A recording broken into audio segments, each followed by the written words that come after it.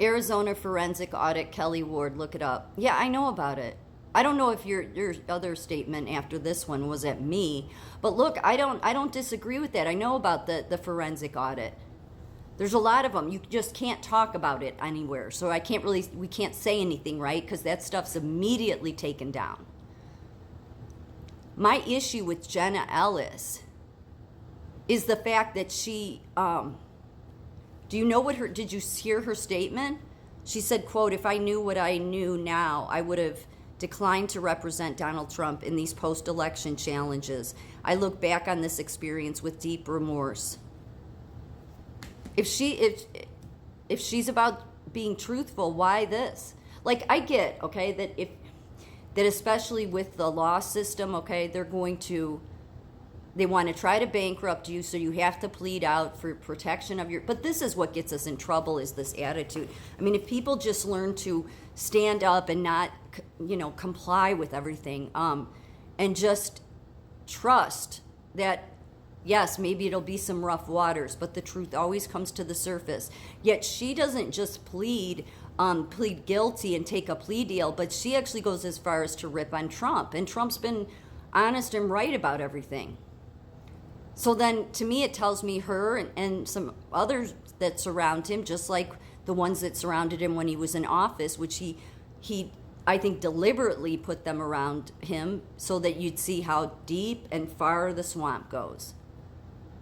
But both her and Sidney Powell, it just ends up hurting. They spent all these, the past 3 years going on all these media shows, maybe not so much mainstream, but here and there they were on mainstream, acting how strong they are and all this evidence, and then you do this. It's like, no, you're deliberately trying to discredit it all.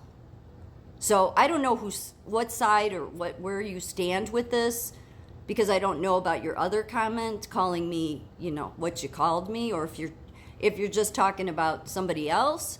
But look, I know about that. I know what happened in 2020. Anybody with a brain and common sense knows.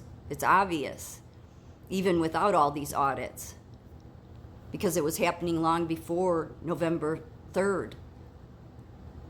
Ballots in dumpsters. COVID was the greatest trick ever because of being able to use mail-in ballots. So people saw even leading up to that day, because even in August of 2020, there were pictures all over Parler, Twitter. Twitter might have been taken. I think that's really why Parler ended up coming down, was because of all the pictures that people were finding of thousands of ballots in dumpsters, all with Donald Trump's name on them. So, I know about Kelly Ward. I know about all the different audits going on. We just can't those videos never stay up. But Jenna Ellis was one of the loudest voices on this, and then all of a sudden she cops a plea deal. She's just like the rest of the swamp. They don't have the courage to stand up for what's right and stand for truth. So you don't know what to believe from her, because she spent the last 3 years running around everywhere saying we're going to win and we know this and we ever see. And what? Was it all just bullshit? I mean, I know it's not bullshit. But was she out there just to, I don't know. It doesn't make sense. She certainly doesn't have to rip on Donald Trump. She could have taken a plea deal without ripping on Donald Trump. It's like she's trying to discredit the whole thing, in my opinion. So, I don't know if you support her and you're trying to say that I should be supportive of her. No, she's lying.